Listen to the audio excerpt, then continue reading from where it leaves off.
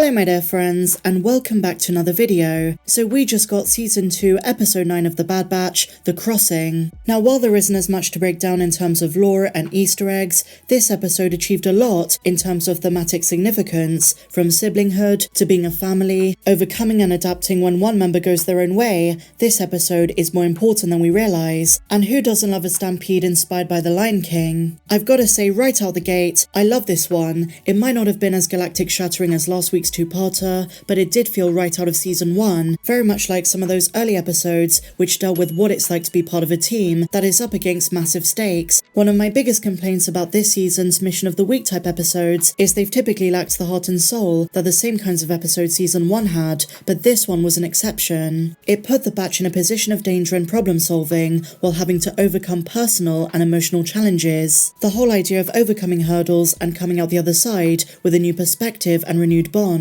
And in particular, this was a big episode for Tech and Omega. I love that Tech has been in the spotlight more in this season. So the premise of the episode was pretty simple. The Batch is sent to a desert planet to obtain Ipsium from one of Sid's mines, but it turns out the one she bought is mostly depleted, and whatever amounts they are able to get is lost. But before that, a mysterious smuggler of some kind steals the Havoc Marauder, while Wrecker was meant to be on lookout. Now this woman's outfit makes me think there's more to who she's working for. Could she be working for Sid? We'll explore this idea later, or maybe she's working for the Empire, or whoever else knows the Bad Batch would be arriving. It seems to me like a planned attack, and there's a reason she wanted the Marauder. Could Rampart, before being arrested, have sent out bounty hunters and assassins to either take out the Batch or have their ship stolen? Because remember, Wilco told him the Batch survived. He may have put 2 and 2 together and worked out he needs the Batch gone, so no more surprises come up. Of course, Rampart is probably dead or in prison and is put away for a long time, but we learnt in the last episode he had an assassin called Clone X. Could he have others out there in the galaxy looking out for more clones? Unless, of course, another syndicate or organisation knows about the Batch,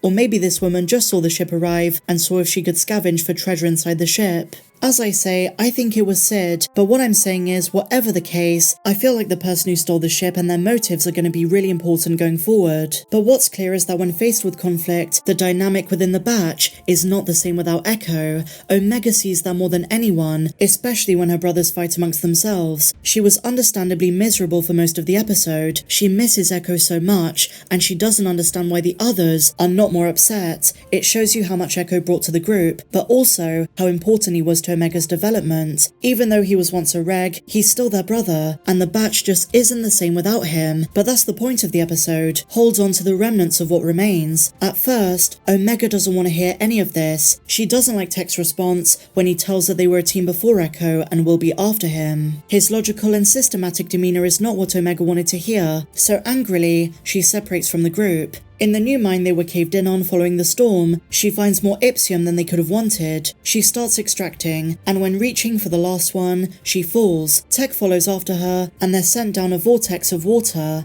They make it out fine though, and Omega discovers a passageway behind the wall. That's going to be their way out. As they wait for Hunter and Wrecker to join them, there is a very sweet moment shared between Omega and Tech. This is something Jennifer Corbett teased on Twitter last night, that this episode was going to feel like a big hug, and in many ways it did, because here's the thing, Tech is often seen as robotic, to the point, calculated, and never really emotional, but in this moment, he opens up and reminds us that despite him processing things differently to everyone else, it doesn't mean he feels them less. Echo leaving and Crosshair choosing his path is something he's come to terms with, something that unfortunately he just had to accept, but it doesn't mean it didn't hurt him when it happened. He just doesn't express his emotions in the same way as his brothers or Omega. But this episode truly humanized Tech. We've never seen this side of him. At the start of the season, we saw him being a father figure to Omega in terms of education, but this time, he showed a caring paternal side to him, and I don't think that was easy. Omega learns, in that moment, that she's not alone in her sorrow. She never was. She's not the only one who misses Echo,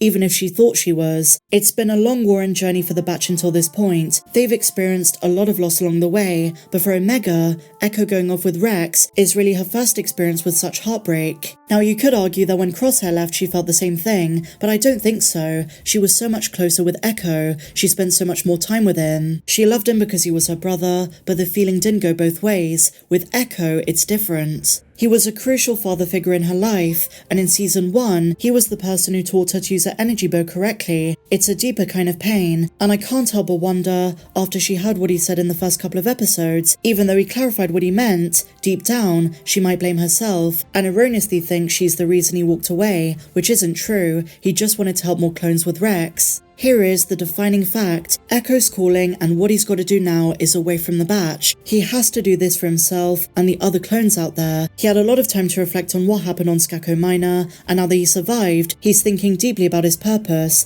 as a remnant of the Clone War. But that doesn't mean he's no longer a member of the Bad Batch, or that he won't return. I think he will eventually, but right now, he's got to do other things. And by the end of the episode, Omega finally understood that, through Tech's words, that the path Echo chose is something they have to live with and respect. Holding on to what's left and pulling together is more important. Which of course they do. They blast their way out, get to the abandoned spaceport and call Sid. And I don't know if you noticed, despite her usual temperament, she clearly doesn't care about them at this point, and at first is very reluctant to help them. I do wonder if she found out about what happened on Kashyyyk, them taking out the Trandoshans and siding with the Wookiees. She would not have liked that. I don't trust her or what she might do to them, and here's a wacky theory. What if she's the one who hired that woman to steal the Marauder, so they'd be left there abandoned? I feel as though a betrayal is coming. As we were told by the creatives, every episode in the second half is very important, and that moment was huge. After they remind her about Roland Durand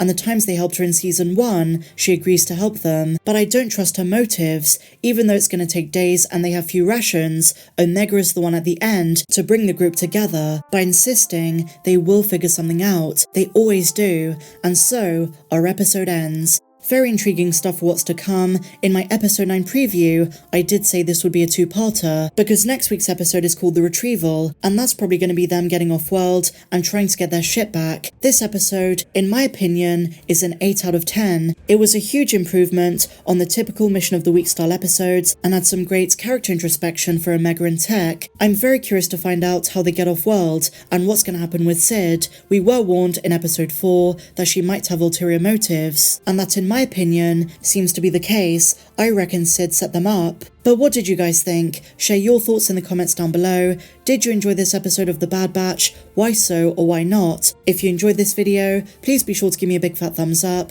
subscribe if you're new, and I will remind you, my full interview with Paul Sun-Hyung Lee from The Mandalorian is now on Patreon, the full thing. I will be posting more clips, go check it out, link is down there in the description. You'll find that interview and tons of videos not found here on YouTube. It also helps support the channel. Thank you all so much for watching, and I'll see you in the next video. May the Force be with you always.